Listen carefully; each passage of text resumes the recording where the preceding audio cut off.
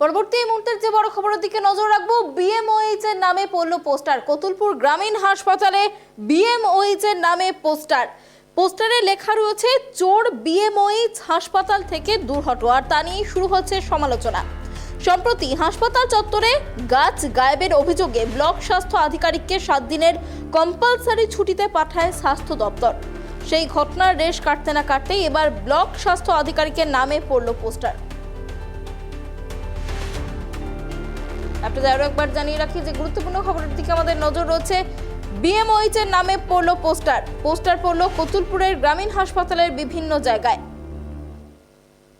এই বিষয়ে বিস্তারিত কথা বলবো, আমাদের সাথে রয়েছে আমাদের প্রতিনিধি সুদীপ। দেখো, যেমনটা জানা যাচ্ছে কতুলপুর গ্রামীণ হাসপাতালের বিভিন্ন জায়গায় বিএমওএইচ এর নামে পড়েছে পোস্টার।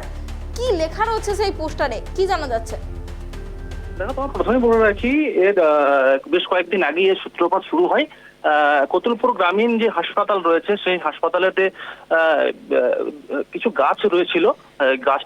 গাছগুলো কিন্তু এক প্রকার স্থানীয়রা অনেকেই বলছেন যে সেই গাছ মারা যাওয়ার পরে যেহেতু গাছটা মারা গেছে সেক্ষেত্রে তার যে ডাল নষ্ট হয়ে গেছিল, সেক্ষেত্রে নাকি ওখানকার যারা হসপিটাল কর্তৃপক্ষর বেশ কয়েকজন তারা স্থানীয় যারা গাছ কাটাকাটি কাজ করে তাদেরকে দিয়ে গাছ কাটানো হয়েছিল। কেননা যে প্রাকৃতিক দুর্যোগ হয় সেক্ষেত্রে যদি ডাল ভেঙে আরো বড় সড়ো কোনো বিপজ্জনক ঘটনা ঘটতে পারে, সে কারণেই কিন্তু গাছ কাটা হয়েছিল, এমনটাই বলছেন ওখানকার যারা টোটো চালক সহ গ্রামবাসীদের মধ্যে যে স্থানীয় যারা বাসিন্দা তারা কিন্তু বলছেন। অপরদিকে এর মধ্যে একটা রাজনৈতিক তরজাও থাকে। এখানে বেশ কিছু অন্যান্য পার্টির মানুষজন যারা রয়েছেন, লোকজন যারা কর্মীরা রয়েছেন, তারা বলছেন যে না, এটা ডাক্তারবাবু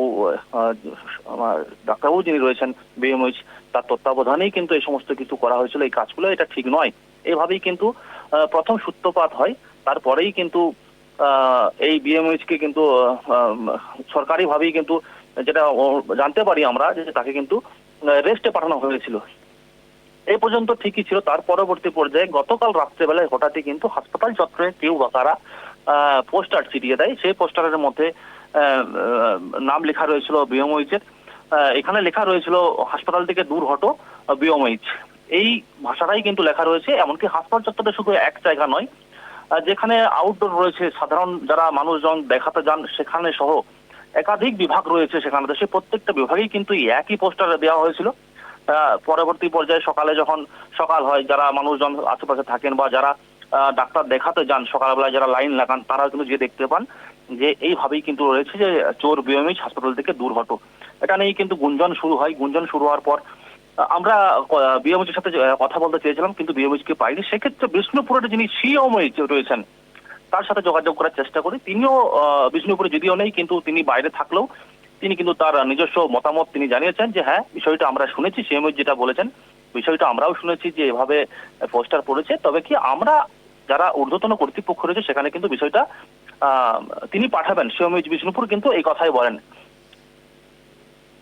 অনেক ধন্যবাদ আমাদের সঙ্গে থাকার জন্য সুদীপ। আপনাদের আরো একবার জানিয়ে রাখি যে গুরুত্বপূর্ণ খবরের দিকে আমাদের নজর রয়েছে। বিএমওএইচ এর নামে পড়লো পোস্টার পড়লো কতুলপুর গ্রামীণ হাসপাতালের বিভিন্ন জায়গায়। পোস্টারে লেখা রয়েছে চোর বিএমওএইচ হাসপাতাল থেকে দূর হটো। আর তা নিয়েই শুরু হয়েছে রাজনৈতিক চর্চা। দীর্ঘদিন এখানে টোটো চালায়, যে আমি এসে দেখছি যে পোস্টার আছে, যে একজন পড়ছে, আমি কি পোস্টার দাদা, বলছে যে এরকম আমাদের হসপিটালে বিএমএস স্যারের নামে বিরুদ্ধে লিখেছে। না কি লিখেছে সে বললো, দাদা আমি এই বললাম বিরুদ্ধে, আর সে কোনো কথা বলেনি। যে সেই আমরা শুনেছিলাম যে দুটো গাছ শুকনো গাছ কেটেছিল ডাক্তারবাবু, মানে ওই গাছগুলো এমনি ক্ষতি হচ্ছিল, ওটা ক্ষতি হতো। আর এখানে একটা ডাল কেটেছিল শুকনো ডাল, ওটা আমাদের গাড়িতেই ক্ষতি হতো, মানুষের গায়ে পড়তো, তার জন্য কেটে সেইগুলো কেটেছে। তার বিরুদ্ধে আজকে কে তার বিরুদ্ধে বলেছে লিখেছে, এটা এই পর্যন্ত জানি আমি। শুনেছি, যদি আমি এখন দেখিনি যে ওখানে এরকম একটা পোস্টার পড়েছে। এই প্রসেসটা আগে কমপ্লিট হয়েছে, আমরা আগে এনকোয়ারি কমিটি করেছি। সেই এনকোয়ারি রিপোর্টের অনুযায়ী ওনাকে শোকজ করা হয়েছিল। গতকাল সন্ধ্যাতেই সেই রেসপন্সটা পেয়েছি। আগামীকালে তো আমি ঊর্ধ্বতন কর্তৃপক্ষকে টোটাল ব্যাপারটা জানিয়ে দেবো।